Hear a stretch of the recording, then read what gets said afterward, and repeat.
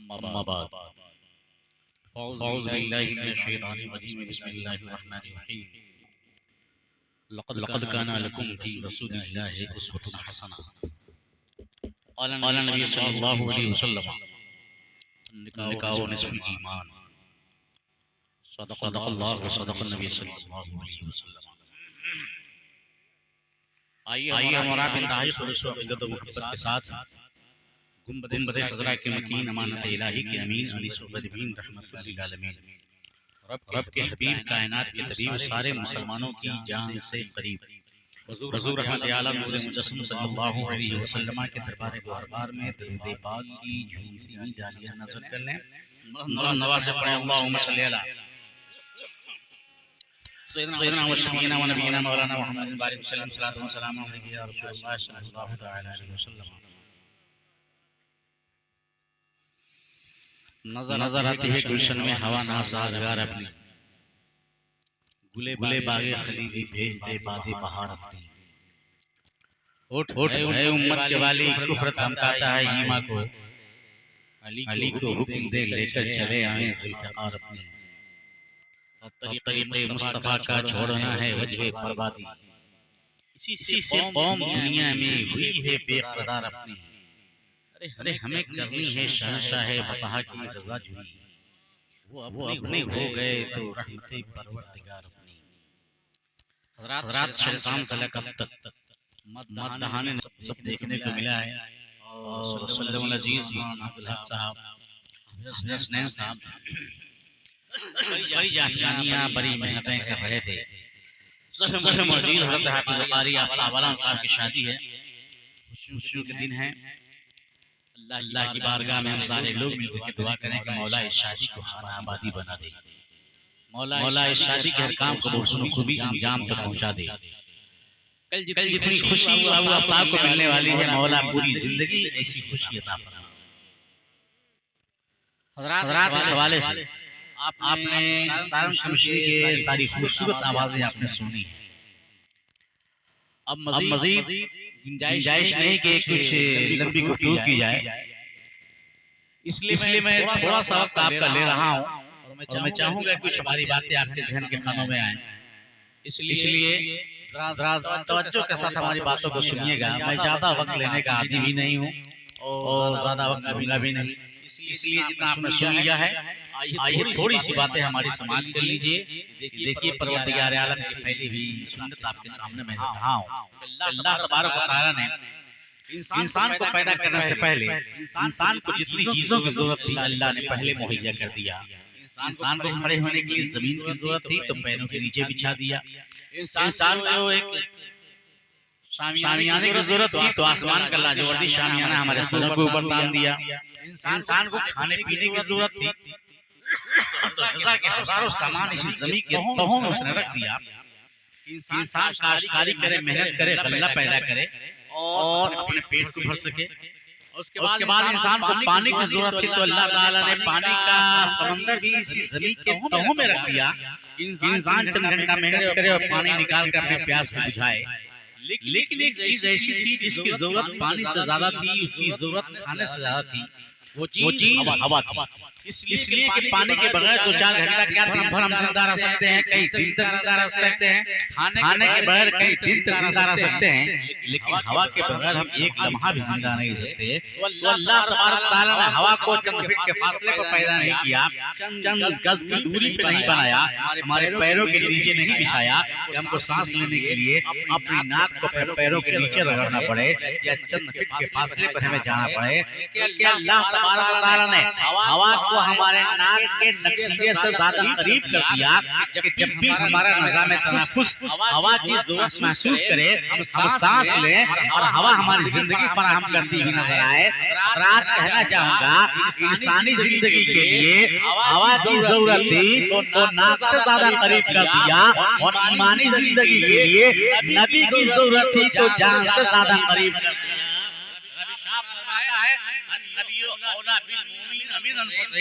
नबी मुसलमानों की जान से ज्यादा करीब है।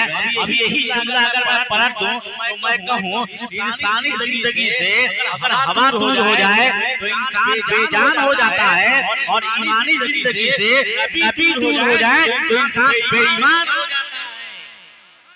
पता चला कि नबी पाक सल्लल्लाहु अलैहि वसल्लम हमारे कितने करीब हैं। आका सल्लल्लाहु अलैहि वसल्लम हमारी जान से ज्यादा करीब है। मैं बताना ये चाहूंगा कि जनाब वाला तारे नफस को इन लोगों ने छेड़ा है, और जरा तवज्जो के साथ समाज कीजिएगा। मैं कहना ये चाहूंगा एक वैज्ञानिक कैफियत थी, नबी के नाम हर एक गिना रहे थे, पैगंबर आका सल्लल्लाहु अलैहि वसल्लम का तज़किरा हर एक की ज़बान पर था, सब नबी की नाम पढ़ रहे थे, नबी की मदहसराई कर रहे थे। लेकिन आइए जरा मैं आपसे कहना ये चाहूंगा एक अच्छा माहौल इन लोगों ने बनाया था, और ये उलमाए किराम दोस्ती अपनी निभा रहे थे, उछल उछल के दांत भी दे रहे थे और नजराने भी दे रहे थे। बड़ा अच्छा माहौल इन लोगों ने पैदा किया था। लेकिन बहरहाल तकरीर आपको सुनने को मिलेगी, बस चंद ही लम्हा तक मिली हो। लेकिन आइए जरा मैं कहना चाहूंगा शादी का मौका है, इसलिए कुछ गुफ्तगू हो जाए, कुछ इस्लाही बातें भी हो जाए। मैं बताना ये चाहूंगा कि जनाब शादी ब्याह किया करते हैं, ऐसी शादी करनी चाहिए। उलमाए किराम शादी किया करते हैं, कुफार किराम शादियां किया करते हैं, और आमतौर से हमारे माहौल में जो देखने को मिला करता है, हम बारात लेकर के जा रहे हैं, नबी की सुन्नत अदा करने के लिए जा रहे हैं। मेरे आका सल्लल्लाहु अलैहि वसल्लम ने इरशाद फरमाया निकाह निस्फुल ईमान, निकाह आधा ईमान है। एक मकाम पर फरमाया निकाह मिन सुन्नती, निकाह मेरा तरीका है।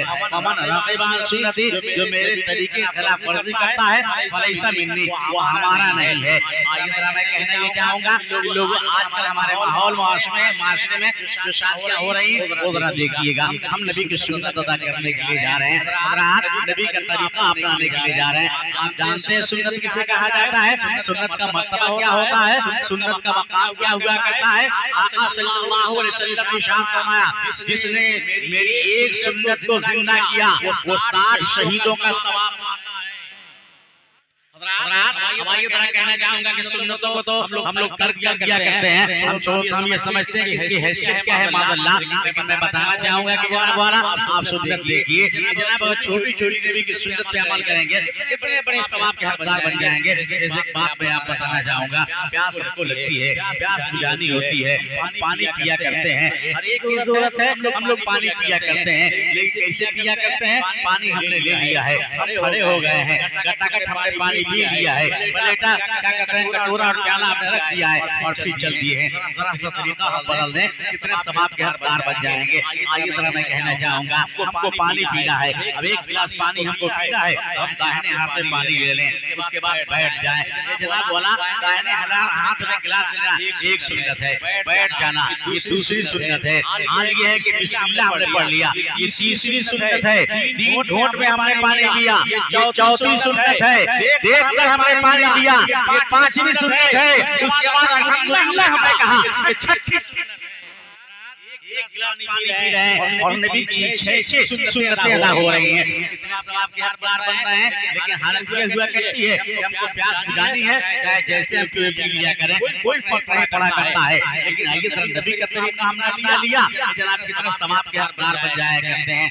आइए मैं आपसे कहना चाहूंगा जरा देखिएगा, हम लोग कहीं से थके मांदे आते हैं, घर आ गए हैं, खाना खाने का वक्त हो जाया करता है, हाथ को हम लोग धो लिया करते हैं, दस्तरखान लग जाता है, खाना खाने के लिए बैठ जाते हैं। लेकिन जरा सा तरीका हम बदल दिया करें, बोला हाथ मुंह जहाँ धोया करते हैं, बोला हाथ के तो धो लिया करें, पूरा चेहरा हम लोग धो लिया करते हैं, बोला कुल्ली वगैरह तो कर लिया करते हैं। अब आइए जरा कहना चाहूंगा कि बोला सर पे हम हाथ फेर लें और टखनों तक पैर धो लें, इसे वजू कहा जाता है, वजू हो जाया करता है। और नबी ने फरमाया वजू की हालत में जिसकी मौत हुआ करती है वो शहीदों की मौत हुआ करता है।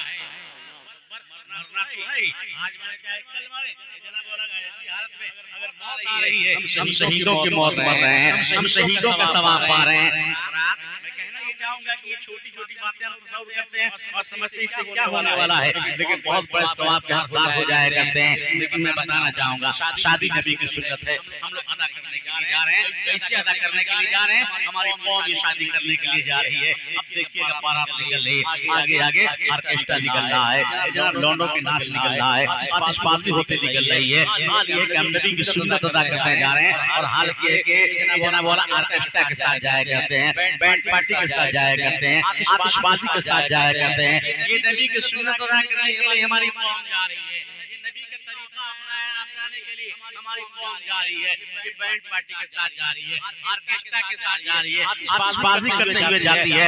दुनिया के खुराफात लेकर के हम जनाब शादियों में चले जाया करते हैं, ये हाल हो जाया करता है।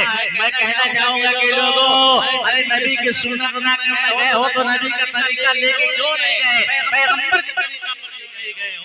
मैं कहना चाहूंगा कि जनाब वाला नाचते हुए जाया करते हैं, हमने डीजे कर दिया है, पूरे मोहल्ले के लड़कों को लौंडा हमने बना दिया है और नचाते हुए लेकर गए हैं।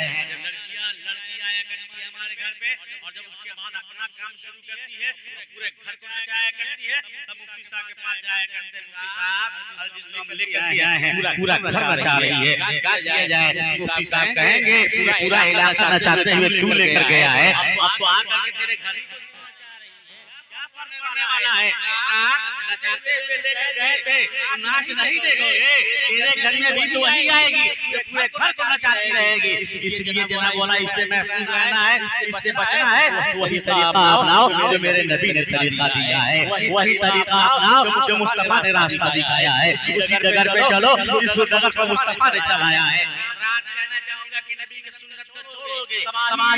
बर्बादी हमारे घर की कनीज बन जाएगी और नबी का तरीका अपनाओगे, घरों में अच्छाइयां भी पैदा होगी, अपने को सारे औलाद।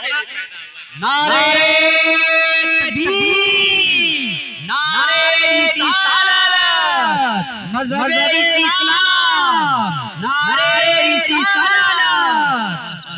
इस्लाम का जनाजा तो अपने हाथों से हमने निकाला है, जनाब बोला इस्लाम को हमने शाहराहों पे रख दिया है, हमने इस्लाम के कानून के धज्जियां उड़ा दी है, रसूलुल्लाह के कानून के धज्जियां हम उड़ाने वाले हैं, आका सल्लल्लाहु अलैहि वसल्लम के कानून की धज्जियां हम उड़ाया करते हैं। मैं कहना ही चाहूंगा कि शादी आप देखोगे हाल क्या होता नजर आता है। जनाब बोला हमने देखा है कि बारात निकल रही है, घर भर की सारी औरतें निकल रही है, परीक्षाओं के नाम पर औरतें निकल रही है, समर के निकल रही है और उसके बाद बारात चली जाती है। जनाब हमारे मोहल्ले भर के औरतें हैं, लड़कियां हैं, डांस करते हुए नाचते गाते हुए जनाब घर को आया करती है। ये नबी का तरीका अपनाने के लिए हम गए हैं, ये नबी की सुन्नत अदा करने के लिए गए हैं। वो क्या रहा है जनाब, वहाँ कोई सुन्नत नजर आ रही है, घर पे कोई सुन्नत नजर आ रही है, लेकर के निकाह रह जाता है। जनाब कबूल जनाब काजी साहब आते हैं, लड़के से जायज लेकर आते हैं, लड़के को वही सुना दिया करते हैं, फलाने की लड़की है, फलाना नाम है, ये इतना त्योहार है, ये गवाह है। मैं काजी और वकील की हैसियत से आपकी जोशियत में दिया, आपने कबूल किया। कहीं होता है कि लड़का कहता है कि बिस्मिल्लाहिर्रहमानिर्रहीम मैंने कबूल किया, कहीं चुप हो जाता है तो बगल से आवाज आती है चैन तय था। जब तक चैन नहीं आएगा तब तक लड़के को भी चैन नहीं मिलेगा। मैं कहना चाहूंगा कि पूरी शादी में देख लीजिए कहां नबी की सुन्नत आपने अपनाया है, कहां पैगंबर का तरीका आपने अपनाया है। इस्लाम के धज्जियां उड़ाने वाले हम लोग, नबी के कानून के धज्जियां उड़ाने वाले हम लोग इतनी आसानी के साथ तब तक इस्लाम नहीं आया है। नबी के जालों ने बड़ी मेहनत देखी है, सब इस्लाम यहाँ तक आया है। मेरे आका सल्लल्लाहु अलैहि वसल्लम को ताइफ के गलियों में पत्थर खाना पड़ा है, सब इस्लाम यहाँ तक आया है। आका को गालियां सुननी पड़ी है, सब इस्लाम यहाँ तक आया है। आका सल्लल्लाहु अलैहि वसल्लम के ओझी रखी गई है, सब इस्लाम यहाँ तक आया है। आज यह कितना बताया गया कि मक्का छोड़ करके मदीना आना पड़ा है, सब इस्लाम यहाँ तक आया है। बिलाल हबशी को कोड़े से मारा गया है, सब इस्लाम यहाँ तक आया है। हज़रत खुबैब को फांसी का फंदा चूमना पड़ा है, सब इस्लाम यहाँ तक आया है। हुसैन को करबला में अपना खानदान हटाना पड़ा है।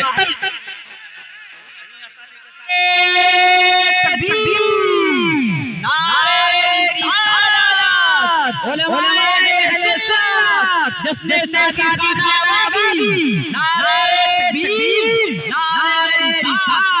हम लोग को इस्लाम का मजाक उड़ाने में इस्लाम का मजाक उड़ाने में जरा भी देर नहीं लगती है, ना नबी के कानून के धज्जियां उड़ाने में जरा भी देर नहीं लगा करती है। ये जना बोला हम लोगों का हाल ये होता है कि मैंने तो अपने बारात में जाना ही छोड़ दिया है, लगभग 15-17 साल का जमाना हो गया है, हिजाब निकालने का पढ़ाने के लिए नहीं जाया करता हूँ। ये जना बोला हालत ये हुआ करती है, लोग लेके जाते हैं 4 का ऑर्केस्ट्रा है, मुफ्ती साहब 25 किलोमीटर गए हैं मोटरसाइकिल चला करके और 250 रुपया लोग नजराना निकाल के दे रहे हैं, 500 रुपया नजराना लोग निकाल करके दे रहे हैं। पूछो क्या बात है, कहेंगे कि अरे आप लोग लालच किया करते हैं, पैसा मांगा करते हैं। और आप, मैं कहना चाहूंगा क्या जरूरत थी मुफ्ती साहब को बुलाने के लिए, बड़ा बड़ा ऑर्केस्ट्रा लेकर आए हो, किसी पेशवा से पढ़वा लिए होते।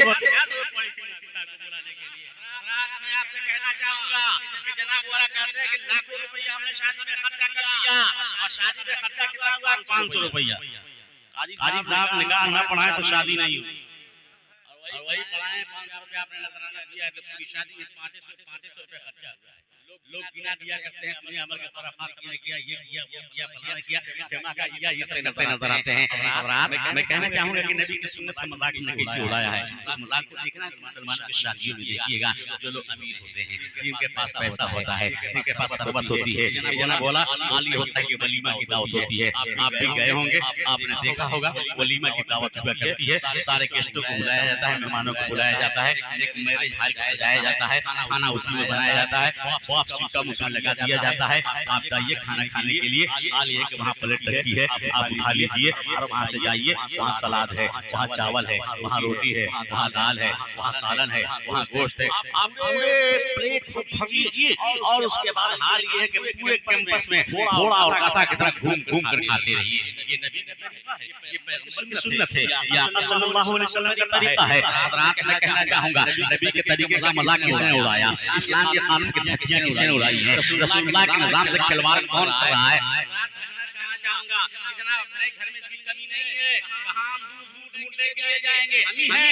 जो नबी के कानून की धज्जियां उड़ा रहे हैं, हम ही हैं जो पैगंबर के सुन्नत से खिलवाड़ कर रहे हैं।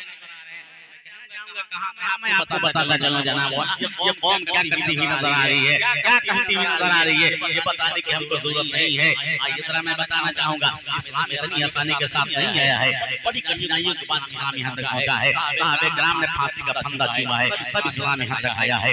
नबी के दीवानों की चौड़ियां उधेड़ी गई हैं, सब इस्लाम यहाँ तक आया है। लोगों का गला काटा गया है, सब इस्लाम यहाँ तक आया है। हज़रत अबू बकर सिद्दीक को मारा गया है, सब इस्लाम यहाँ तक आया है। हज़रत उस्मान गनी को चटाई में लपेट कर मिर्ची का धुआं दिया गया है, सब नहीं आया है। मैं आपको बताना चाहूंगा कैसे इस्लाम यहाँ तक आया है। हज़रत अबू उबैदा बिन जर्राह रज़ियल्लाहु ताला अन्हु की एक वाक़या आपके सामने रखना चाहूंगा, वो कहानी आपके सामने रखना चाहूंगा। कि जनाब वाला रूम फतह करने के लिए उनकी फौज गई हुई है, लश्कर गया हुआ है, और हाल ये कि मुसलमानों ने जाकर के रूम पर अटैक कर दिया है और चारों तरफ से ईसाइयों और यहूदियों ने जनाब मुसलमानों को घेरे हुए किया है। कई दिन तक हंगामा लड़ाई होती रही, पर कोई नतीजा नहीं निकला। जानते हो क्या हुआ? कई दिनों के बाद एक मुसलमान को लोगों ने गिरफ्तार कर लिया और गिरफ्तार करने के बाद अपने बादशाह हिरक़ल के दरबार में ले जाके खड़ा कर दिया था और कहा था, हिरक़ल जो पूछना है पूछ ले, ये मेहमान ये मुसलमान गिरफ्तार करके हम लोग लेकर के आए हैं, इससे जो पूछना है पूछ ले, इसलिए किसी जान ले ली जाए, इसके सर को तन से जुदा कर दिया जाए, इसकी सांसों की डोरी को तोड़ दिया जाए, इसके जिस्म को दो हिस्सों में बांट डाला जाए, इसकी जिंदगी के यहीं पे खात्मा कर दिया जाए। क्या करोगे इसकी जान लेकर, क्या करोगे सांसों की डोरी को तोड़कर, क्या करोगे जिस्म को दो हिस्सों में बांटकर, मेरे सामने लाओ, उसका ईमान छीन लिया जाए, उसका अकीदा छीन लिया जाए, उसका तक़वा छीन लिया जाए, रिश्ता तोड़ दिया जाए, पैगंबर से नाता इसका तोड़ दिया जाए। हिरक़ल के दरबार में लाया गया है। हिरक़ल के दरबार में जब मुसलमान खड़ा हुआ है, हिरक़ल ने एक निगाह डाली और तन से मुस्कुराहट डाल के कहा, है मुसलमान, जब से तूने अपने पैगंबर का कलमा पढ़ा है, अपने नबी का कलमा पढ़ा है, क्या किया है तेरे पैगंबर ने? तेरे बदन पर सही कपड़ा भी तो नहीं है, पैबंद लगा हुआ कपड़ा पहन करके चला आया है, तेरे बदन पर गोश्त भी तो नहीं है, हड्डी का ढांचा मालूम हो रहा है, तेरे हाथों में लड़ाई का सही सामान भी तो नहीं है, तू टूटी हुई तलवार लेकर मैदान जंग में चला आया है। आप मेरे मजहब को कबूल कर ले, आप ईसाईयत को कबूल कर ले, आप भी क्रिश्चियन बन जा, आप हमारे नजरियात को कबूल कर ले, आप हमारे ख्यालात को कबूल कर ले। मुसलमान था ताऊत की आंखों में आकर डाल के मुस्कुराता है और कहता है जालिम बड़ी बड़ी इतनी दूर तक तेरी हुकूमत फैली हुई है, काश जमीन के बहुत बड़े रकबे पर मैं काबिज हूं। अगर मुसलमान हो जाऊंगा तो तू क्या देगा? कहा कि दौलत का अंबार तेरे चरणों में लगा दूंगा। और क्या देगा? अपनी हुकूमत का एक हिस्सा तेरे हवाले कर दूंगा। और क्या देगा? अपनी हुकूमत के सबसे हसीन लड़के की तरह निकाह कर दूंगा। मुसलमान था कहता है कि ये बताओ कि उसकी हुकूमत के पूरा हमारे हवाले कर देगा? कान खोल के सुन ले, अपनी पूरी हुकूमत हमारे हवाले कर दे। और सिर्फ इतना कह दे कि अज़ान जो भी मुअज्जिन देगा, इस अज़ान में जो अशहदु अन्ना मुहम्मद रसूलुल्लाह कहेगा, मैं उस कलमे को न सुन करके तेरी हुकूमत को ले लूं, तेरी हुकूमत को ठोकरों में उड़ा दूंगा, मगर नबी के नाम को अपने दिल से जुदा नहीं करूंगा। बात कर रहे हो दौलत की? टीका वो कहता है जो सियासत पर टिका न हो, मैं मुस्तफा बाजार में बिका हुआ हूं। मुझे आमना के लाल ने खरीद लिया है, दुनिया का कोई दलाल हमारा दाम नहीं लगा सकता है। हुस्न की बात कर रहे हो? मेरे आंखों में मेरे नबी की सूरत बसी है, हमारे आंखों में हमारे पैगंबर का चेहरा बसा हुआ है। किसी की सूरत हमको जचती ही नहीं है, कोई हमको अच्छा लगता ही नहीं है।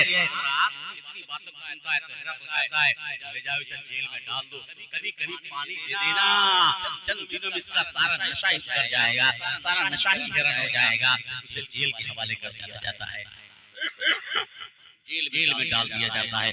40 दिन जेल में रखा गया था। कभी कभी उसे पानी दिया जा रहा था। 40 दिन के बाद हकीम जाता है, नब्ज में हाथ रखता है, नब्ज़ें रुक रुक के चल रही थी, ठहर ठहर के चल रही थी। ए जनाब, हकीम हाथ पकड़ता है, सीधे हिरकल के दरबार में लाके खड़ा कर देता है। हिरकल जो पूछना है पूछ ले, चंद लम्हों का मेहमान रह गया है मुसलमान। अब सांसों की डोरी टूटने वाली है इसकी, अब इसकी जान निकलने वाली है, अब जिस्म से इसकी रूह प्रवास करने वाली है, अब जिंदगी की आखिरी सांसें गिन रहा है। इसलिए जो पूछना है पूछ ले।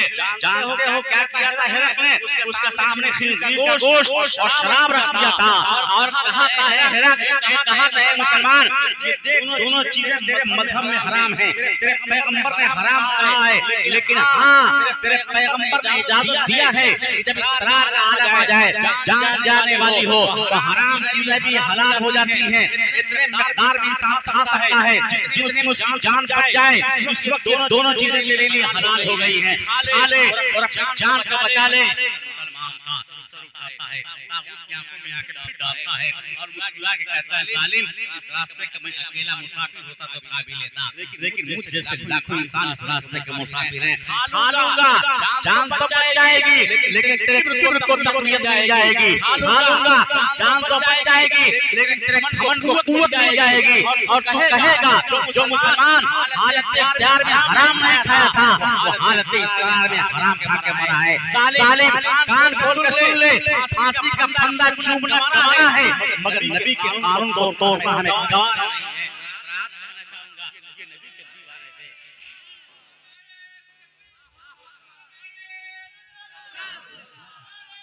या रसूल अल्लाह, जिंदाबाद, अल्लाहु अकबर, या रसूल अल्लाह।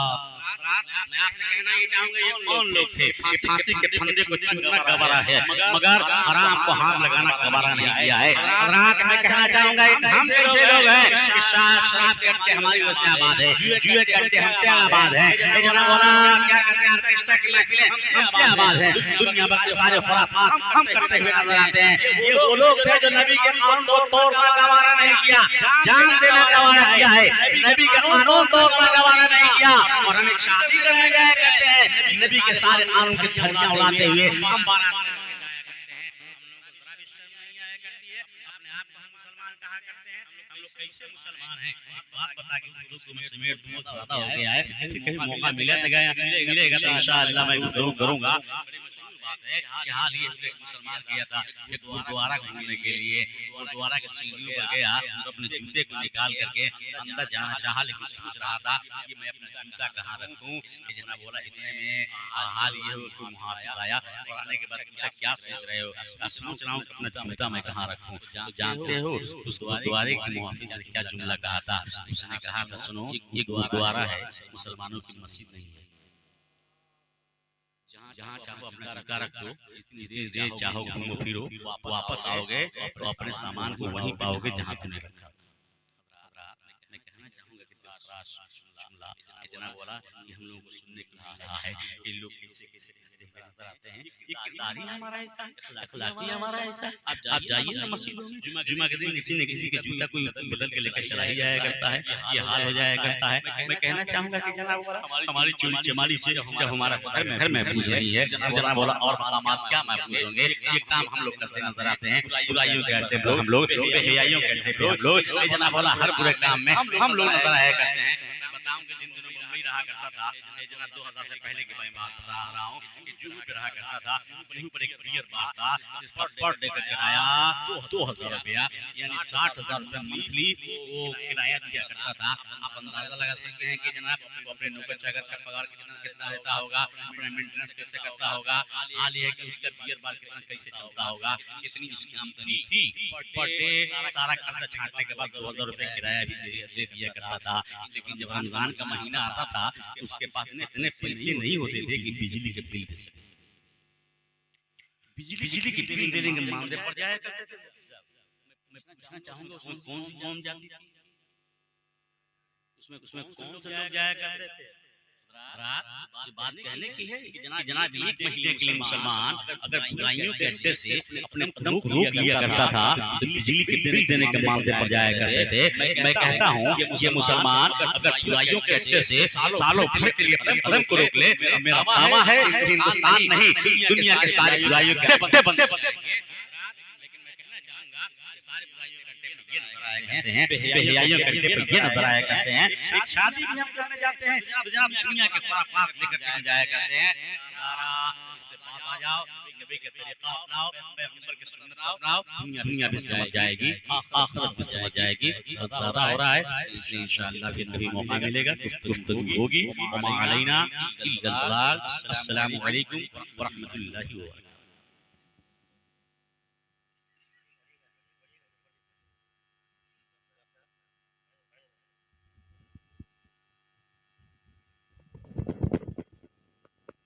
बरकातहू। खत के बजाय कलेजा निकाल के कासिद को दे दिया था लिफाफे में डाल के। ऐ दोस्त मौलाना मदहब साहब थे, यही थे मेरे दौलतो हयात। रखिएगा इनको अपनी जान से ज्यादा सफाल। बहुत अच्छी गुफ्तगू कुरान और हदीस की रोशनी में हमें और आप पैगाम देकर के गए।